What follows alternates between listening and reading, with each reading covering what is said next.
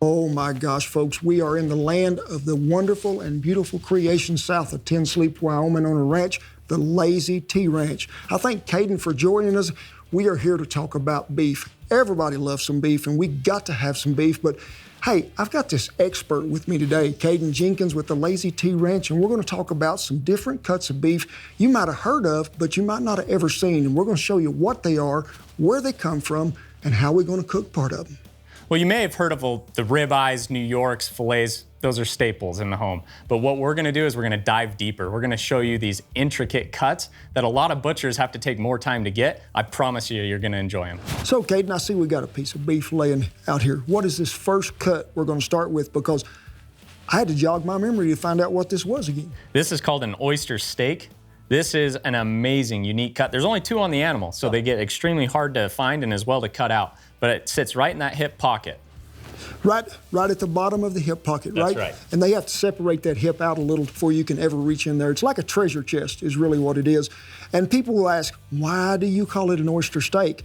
Well, if you ever look at an oyster in a half shell, it's got that resemblance to it, but I've also heard it called like the spider steak because it does have these little webs that come back through it. So what you'll find in this cut is the marbling that's in it. Even though it sits in that hip bone, you actually get an immense amount of flavor in that marbling. Yes. So, Kate, you know, when you look at this little piece of meat and people are wondering, well, should I throw it on the grill? Should I put it in the skillet? Do you deep fry it? You know, what's happening here? I really like to just put them on a smoker that's running 250 with a little cherry wood, just to let it smoke maybe 5 to 8 minutes and then pull that thing out of there. Get us a skillet that's really good and hot with some butter and garlic and then sear that thing and splash that back up there. And we'll make a dipping sauce that goes with this. I call the Wonder Sauce. And I'm ready to eat that. I think we should have got 4 of them out because I don't think that's going to fill me and you up.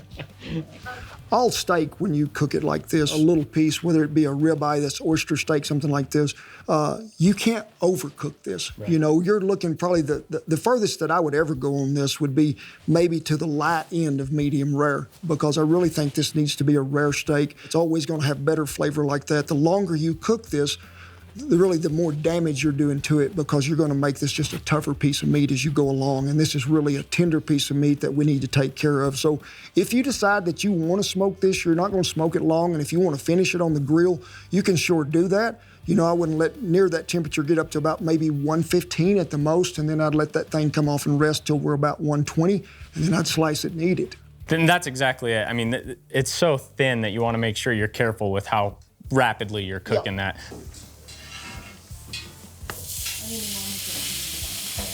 So you're smoking it first? Yeah, is that what's happening? Just a little smoke, not much. But you know, when you cook that oyster steak like that, give it a little smoke, then put it back over in that cast iron skillet with a little garlic and butter and oil, and just flip it back up on there. You get that brown butter sort of garlic taste to it. But you really want to have this oyster steak or any steak that we cook today with the Wonder Sauce. I mean, you wonder what's in it. People say, I wonder what he made that. Is it wonderful? Oh, it's wonderful, and it's a wonder to make. But really all it is chipotle peppers and a little brown sugar, you know, liquid smoke, onion powder, garlic powder.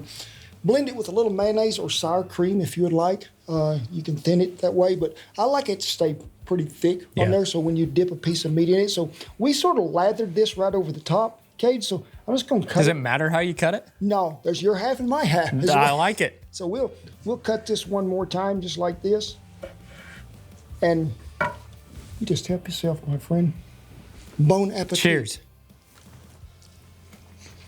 I think it's that sauce.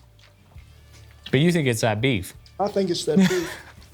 You know, the texture is spot on. Yeah. It's tender. It's everything you're wanting in a steak.